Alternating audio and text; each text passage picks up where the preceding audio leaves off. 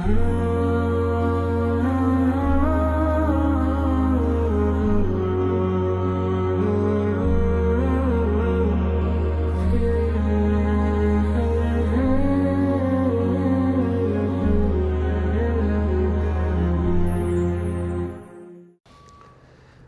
خودایی بەخشندەی میهرەبان هەزارەها هەزار حەمد و شکر و سوپاس بۆ خودایی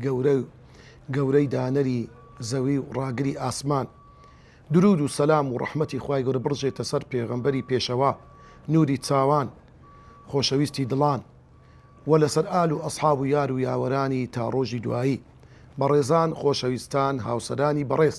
سەلام و ڕەحمەتی خوای گەورەتان لەسەر بێ. خۆشحاڵم لە زنجیرەیەشتر لا هاوسەرگیری هەنگاو بە هەنگاو بە خزمەت ئێوەی بەڕێز دەگەمەوە لە زنجیرەی 27مین بەو ئومێدەی خوای گەورە بیکە بە توێشی و ڕۆژی قیامەتمان. خوای گەورە بەختەوەری و خۆشحاڵی و خۆشگوزەرانی بجێڕتۆ ناو ماڵ و خانەوادەکانمان، منداڵەکانمان ساڵح بکە. خوای گەورە بەختەوەری دنیا و قیامەتمان بکە ئینشاءالله. بەڕێزان، لە زنجیرەکانی پێشوو باسی نوشوزی ئافرەتمان کرد. لەو کاتێک کە ئافرەت سنووری خۆی دەبەزێنی، لەو کاتێکەوە ئافرەت لە گوێڕایەلی و گوێ حەمدی لە گوێ حەمدی پیاوەکەی نابی، پێویستە پیاوچ بکە. خوای گەورە سوبحانە و تەعالا سێ قۆناغی لە بۆ ئێمە باس کرد، بەو سێ قۆناغە چارەسەری خێزانەکان بکەین. خوای گەورە فەرمووی وەلاتی تەخافونە نوشوزەهونە، یەکەم قۆناغ فەرمووی فەعیضوهونە، قۆناغی یەکەم ئامۆژگاریان بکەن. ئەوجا ئەگەر بەو ئامۆژگاریە سوود و پەندیان وەرنەگرت، ئەوجا فەرمووی خوای گەورە سوبحانە و تەعالا قۆناغی دووەم وەهجوڕوهونە فی المەضاجع، پشتیان تێبکەن لە ناو جێگاکانتان. لە هەفتەی لە زنجیرەی پێشوو بە وردی باسی ئەو بابەتەمان کرد. ئەگەر ئەوەش کاریگەری نەبوو، ئەگەر ئەوەش تەئسیری نەبوو، اینجا خوای گەورە دەفەرموێ سوبحانه و تەعالا قۆناغی کۆتایی ئەوەیە وەضریبوهن. خوای گەورە دەفەرمێ سوبحانه و تەعالا و لێیان بدەن.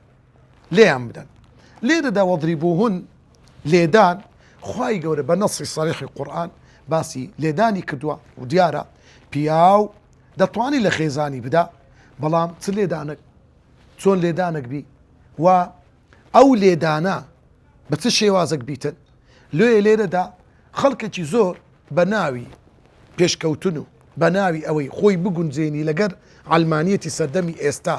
بە ناوی مافی مرۆڤ و مافی ئافرەتان و ئەشتانە، کە بەداخەوە زوڵمەکی زۆر بە ناوی ئافرەت، مافی ئافرەت لە ئافرەت دەکرێتن، بە ناوی مافی ئاژەڵ لە ئاژەڵ دەکرێتن. لۆیە لێرەدات مەسەڵەن هەندێک کەسێ بەداخەوە دەرێ کەلیمەی وەضریبوهن کەلیمەی ضەرب لە ئیضراب بۆ هاتووە. ئیضراب یعنی ئیمتیناع، واتە لێگرتنەوە. چی لێ دەگریەوە کاکە؟ چی لێ دەگریەوە؟ لۆیە یعنی دەستکاریکردنی وشەی قورئان گۆڕینی معناکان لە معنای سەریح و لە معنای سەریح و ڕاشکاوانەی خۆی لە بۆ معنایەک کەوا بەعەقل یان لە بەخاتری خاترداران ئەو دێتن ئەو گۆڕانکاری دەکا. والله هیچ فەرقی نییە لەگەر ئەو ماڵم و لەگەر ئەو قەشانەی کەوا تەورات و ئینجیلیان گۆڕی. ئەهم بزانە بە کەیفی خۆیان هاتن کەلیمەی حیطەتون واتە لێخۆشبوون لە گوناح، هەلوەرینی گوناح کردیانە حینتەتون. ئەوە سوکایەتی بە کەلامی خوا، واتە دنکە گەنمێک. بزانە گاڵتەیان بە ئاەتەکانی خوا دەکرد. لۆیە بەڕێزان خۆشەویستان، کەلامی خوای کەلامی خوایە، هیچ کەسێک ناتوانی دەستکاری بکە. تخوا بێی وەڵا کەلیمەی فەضریبوهن ئەوە وەضریبوهن لە قورئان هاتیە ضەرب نابی لە ئافرەت بدرێ و ئەخ چۆن دەبیت و ئەو مافی ئافرەت و ئەولا ئەمەش دەڵێن بەڕێ هیچ توێژێک لە هیچ دینێک، لە هیچ ئایدۆلۆژیایەک، لە هیچ نیزام و سیستەمێک ڕێزی ئافرەت نەگیراوە وەکو لە ئیسلام ڕێزی لێگیراوە. کاتێک کە کچە بەرەکەتی ماڵە، کاتێک کە کچە ڕێزی تایبەت بەخۆی هەیە، دەبی لەسەر دەستان ڕابگیرێ و ڕێزی لێ بگیرێ. کاتێک کە خوشکە ڕێزی تایبەت بەخۆی هەیە. کاتێک کە دایکە بەهەژ لەژێر پێی ئەو دایکەدایە. کاتێکەوە خێزانتە دەبی وەکو ئەمانەتی خوا سەیری بکەی. ئەوە ڕێزی ئافرەتە. بەڵام کاتێک کە ئافرەتێک بە وەعد و ئیرشاد و ئامۆژگاری و کەلامی خوا بە قسەی پیاوان ناتە سەر ڕێگای خۆی لە دواییدا ئەو پیاوە پشتی تێدەکە لە جێگا هەر ناتە ڕایێ ئێ باشە وافتە قابلی چێتخوا ها خوشکانی بەڕێز ڕەنگە ئافرەتەکی بینیم برێ ئەرێوە کچەکەت ئەو هایە خۆت کچ پارچە جەرجی دایکە لە دایک بە سۆز و عاتیفەتر نییە تخوا نارێ وەڵڵاهی ئەو مستحقە دەشەقی تێهێردەی ئەوە خوای گەورە کە داینە دوای سێم قۆناغا دوای ئەو لێدانە ئێستا دەین باسی دەکەین بە چ شێوازێک بیتن لۆیە بە ڕێزان و خۆشەویستان خوای گەورە خالیقی ئینسانە خۆی دەزانی مرۆڤ بە چ شتێک دێتە سەر ڕاستە شەقا لۆیە خوای گەورە کە شتێکی فەرمووبی ئێمە نابی عەقلی خۆمان پێش دەقەکانی قورئان بخەین يا أيها الذين آمنوا لا تقدموا بين يدي الله والرسول أو آيات القرآن دس بيش خري مكان لا بيش كلامي لا بيش فرمايش تكاني خواه وبيغنبري خواه صلى الله عليه وسلم واتقوا الله لخواه بترسل إن الله سميع عليم بتايبت كسانك ما استوتي وكاسا ليسي خلكانش علماني خلكانش بيدينا لبخاتري وان دقي قرآنش دقوري زۆر خەتەرە بەڕاستی ئەوە ئاەتی قورئانە خوای گەورە باسی کردووە ئەئەنتم ئەعلەم ئەم الله لۆیە بەڕاستی وەضریبوهن قۆناغی سێمە کە بەکاردێ لە بۆ لەو حالەتێک کە ئافرەت تووشی ناشیزە دەبیتن خاڵی یەکەم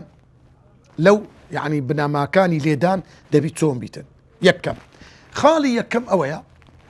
هەر پیاوی ڕاستە خۆ بکەوتە سەر خێزانەکەی لی بدا هەل لە قۆناغی یەکەمەوە هەل لە بەسیترین شت بەڕاستی ئەو پیاوە دەبی تەعدیب بکرێ ئەو پیاوە دەبی بەڕاستی دەستی بگیرێ دەبی دەستی بگیرێ ئەو کەسێکی زاڵمە ئەوە غەدارە ئەوە زوڵم لەو ئافرەتەی دەکاتن نابی ڕێگای پێ بدرێتن لۆیە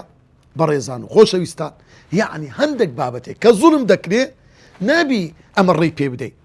کاکە خێزانەکەت ناشیزەیە کاکە ئەهلەن وەسەهلەن ئێوەرە نەسیحەتی بکە ئەگە بە خۆت پێت ناکرێ بە بابی برێ بە برایەکی برێ بە خوشکەکی برێ ئەگە نهاتە سەر ڕێ خۆناغی دووەمی لەگە بەکاربینە جێی لێ جودا بکەوە یعنی پشتی تێ بکە لە ناو جێگاکە ئەگەر نەهاتە سەر ڕێگا هەینێ دەتانی لێی بدەیت بەڵام لێدانەچی پیاوانە و لێدانەچی ڕێک و پێک واتە دەستی نەشێ واتە یعنی لێدانێک بیتن شایستە بە مرۆڤ بیتن نابی کەسایەتی و ئافرەتێک لەکەدار بکرێ بەڕاستی ئەوە خاڵی یەکەمە دەبی ئاگادار بین خاڵی دووەم ئەسڵ ئەوەیە جوانترین هەڵس و کەوت بکە پیاو لەگە خێزانەکەی معنەی چییە یعنی ئەگە ژیان بۆ لێدان و کوتان و قسەی سارد و سوڕ بێکتر گۆتن ڕوبەڕووبوونەوە و دەوسپیبوونەوە لێکتر تخوا ئەو ژیانە چ معنایەکی هەیە تخوا ئەو ژیانە چ تامەکی هەیە لۆیە پیاو دەبی قەت لێ نەگەڕێ بگاتە قۆناغی دەست برنکردن لە خێزان قەت نابی لێ بگەڕێ بگاتە ئەو قۆناغی ئافرەتیش دەبی ئەو ئافرەتە بی ئەوەندە عاقڵ بی بەخۆی دار نەداتە دەستی پیاوەکەی وەرە لێمدا معنای چییە یعنی دەبی هەنجەتی پیاوەکەی ببڕی یعنی ئافرەت دەبی بەڕاستی ئافرەت بی عاقڵ بی تێگەیشتی بی وانەکە پیاوەکەی دەستی لێ برنکاتن لۆ پیاوەکە چی خۆشەوەی لە بۆ جێبەجێ بکە مافەکەی بە تەواتی بدێ ئەگەر ئەو پیاوە زوڵبی کرد غەدری کرد لەو ئافرەتە واللهی ئەو وەختە ئەگەر کەسێک قبولی بکە ئەو بەڕاستی یعنی غەدر و زوڵمەکە لەو ئافرەتەی دەکرێت دەبی لە ڕێی مەحکەمە بی لە ڕێگەی پیاوانی معقول بوو خزم کەسی ئافرەتەی بی دیفاع لەو ئافرەتەی بکەن هەر کەسێک لێی بێدەنگ بی گوناحبار دەبی تەماشا بکە پێغەمبەری خوا صلی الله عليه وسلم چۆن دیفاعی لە کچی خۆی کردیا بەڵام دیفاعەتی شەرعی ئیمامی عەلی ئامۆزای پێغەمبەری صلی الله عليه وسلم ویستی طبعا مێردی خاتو فاتیمە کچی پێغەمبەریە صلی الله عليه وسلم ویستی بابی عەلی کچی ئەبوو جەهل بینی پێغەمبەری خوا فەرمووی سوێن بە ذاتی خوا لەگەر کچی من کۆ نابتەوە کچی دوژمنی خوا طبعا زۆر کەس ئەو قسەی دەکەنە هەنجەر وەڵا پێغەمبەری خوا ڕێی نەدایە ئیمامی عەلی ژن بەسەر فاتیمەی بینی ناکاکە ئەوها نییە پێغەمبەری خوا پێی ناخۆش بوو کەسێک کە دوژمنی پێغەمبەرە دژمنی خوایە کە ئەبوو جەهلە کچەکەی لەگەر کچی پێغەمبەر بی کەسێک دژمنی خوا و پێغەمبەر بی بێتن ببتە هەوێی کچی پێغەمبەری تعني بزانە هەوێداری بە خۆشتەچی ناخۆشە ئەو هەوێداریە دوو کەس بن باوکەکان دژی یەکتر بن بزانە چەند ناخۆشە لۆیە پێغەمبەر فەرمی ئەی عەلی چێ دەینی لە ئافرەتان ئاساییە بەڵام نابی کچی ئەبوو جەهل بیری دیفاعی لە کچی خۆی کرد دەیزانی ئەگە کچی ئەبوو جەهل ببتە هەوێی خات و فاتیمەی ژیانیان زۆر ناخۆش دەبی لۆیە پێغەمبەر دیفاعی لە کچی خۆی کرد دیفاعی بە حەق بە شەرعی نەیگۆ نابی هیچ ئافرەتەکی بیری نا فەرمووی ئەو کچەی کە دوژمنی کچی دوژمنی خوایە کە ئەبوو جەهلە واللهی نابی کۆبتەوە لە ماڵەکەی تو لەگەر کچەکەی من چێی دەینی بینە بەڵام نابی ئەو ئافرەتەی بینی ئەوە خاڵی دووەم خاڵی سێم لێدان نابی قسەی سارد و سروک و سارد و سوک و قسەی ناشرینی لەگەڵ دابی پیاو هەیە لەگەڵ لێدان لێدە و ئەو جوونی ناڕێک جون بە داچی ئافرەتەکەی جون بە خوشتی جون بە بابی جون بەو کەسەی کە وەختی خۆی خێرەی کردیا ئەوانەی گەیان تێکتر 100,000 ئابا و ئەجدادی لە قبری دەینتە دەرێ بابا کەینێوە شەرعە کەینێوە دینە کەینێوە ئەخلاقی ئینسانی مسلمانە ئینسان دەبی زۆر ئاگادار بی ليس المؤمن بطعان ولا لعان ولا فاحش ولا بذيء نابي ئینسانی مسلمان دەو پیس بی زمان پیس بی دەبی زۆر ئاگادار بی خاڵی چارەم لە بنەماکانی لێدانی ئافرەت ئەللا یەکونە ضەربا مبەرحا نابی لێدانەکە لەو ئافرەتە لێدانێکی ئەو تۆبی کەوا عیبداری بکە لۆیە پێغەمبەری خوا صلی الله عليه وسلم فەرمووی اتقی الوجه کاتێک کە لەیەکتاندا دەموچاوی بپارێز نابی لە دەموچاوی بدرێ ئەو یەک لەو شتانەیە دەبی ئاگادار بی دووەمیشت وألا يكون ضربا مبرحا نابي لێدانێکی ئەو کەلیمەی مبرح کەلیمەی بەڕح لە زمانی عەرەبی معنەیتیە یعنی دەرخستن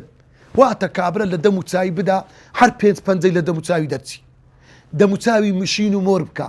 پچی دەربینیتن عیبداری بکە ئەوانە ئەو بەڕاستی ضربا مبرحا ئەوانە زۆر غەڵەتە دەبی ئینسان ئاگادار بی لێدانەکە دەبی مەسەلەن لۆ نمونە بە شتێکی شلبی نەک شتێکی ڕەقبی حتى وادي دەڵێن